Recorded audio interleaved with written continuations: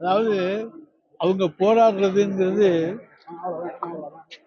எள்ளி நகைக்கக்கூடிய ஒன்று. ஏன்னா பொள்ளாச்சி பாலியல் சம்பவம் அவங்க ஆட்சி காலத்துல தான் நடந்துச்சு.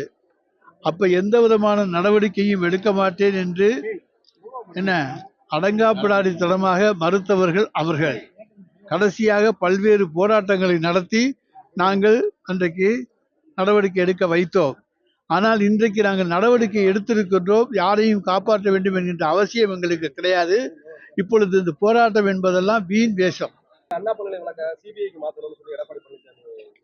நீதிமன்றமே தேவையில்லை என்று சொல்லி 3 பெண் துணை ஆணையர்கள் தலைமையிலே ஒரு கமிட்டியை நியமித்து விட்டது. எனவே சிபிஐ விசாரணை தேவையில்லை என்று நீதிமன்றமே சொல்லிவிட்டது. எஃப்ஐஆர் வெளியானதை பற்றியும் விசாரித்துக் கொண்டிருக்கின்றோம். தொழில்நுட்ப கோளாறு காரணமாக கசிந்தது என்கின்ற தகவல் வந்திருக்கின்றது.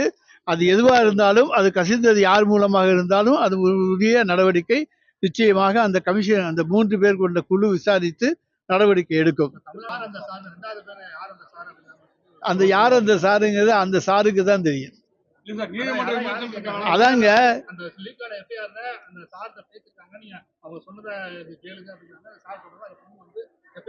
அதாங்க அது விசாரணையில் தெரியுங்க. யார் அந்த சார் என்பது தெரியுமே தவிர நாங்கள் இல்லையா அந்த சார்லாம்.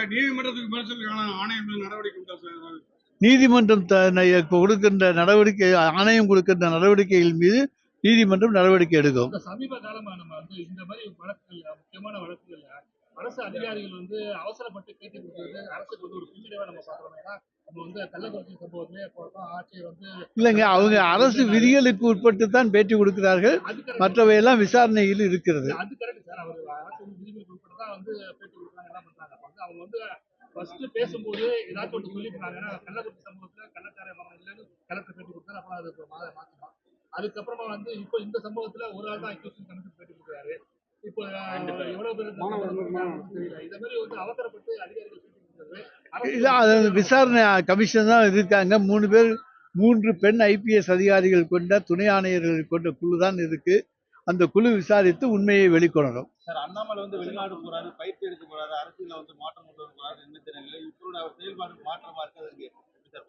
அதாவது எங்கடா காலையில பணம் விழும், என்ன பிணங்குத்தி கழுகு என்று சொல்வார்களே, அதே போல எந்த பணமாவது விழுந்து அதை வச்சு அரசியல் ஆதாயம் தேடலாமா என்று பார்க்கின்ற பரிதாபகரமான நிலைமையிலே இன்றைக்கு லண்டன் சென்று படித்து விட்டு வந்திருக்கிற அண்ணாமலையுடைய நிலைமை இருக்குது.